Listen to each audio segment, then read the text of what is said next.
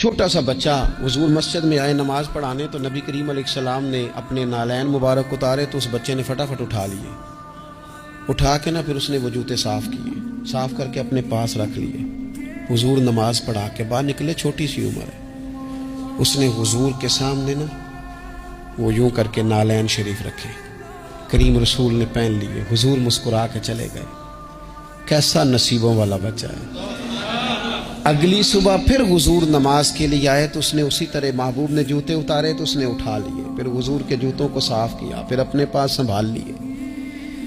حضور نے نماز پڑھائی، فراغت کے بعد کریم نکلے تو اس نے پھر اسی طرح جوتے رکھے۔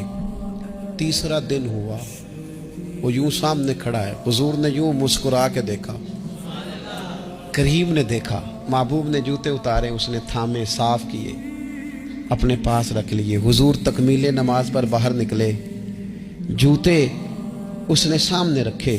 اب حضور نے پوچھا بیٹا کیا نام ہے؟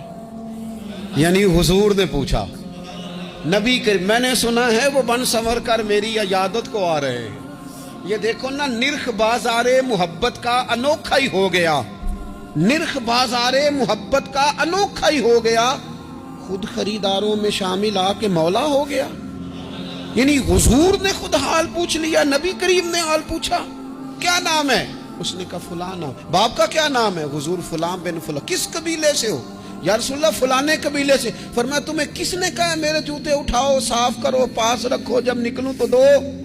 عرض کرنے لگے حضور کسی نے بھی نہیں کہا، میرا دل کرتا ہے۔ یا رسول اللہ میرا دل کرتا ہے، مجھے کسی نے بھی نہیں کہا۔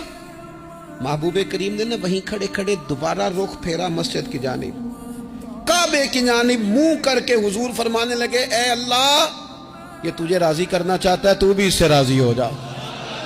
اے اللہ جیسے یہ میری خوشی چاہتا ہے تو بھی اسے خوش کر دے۔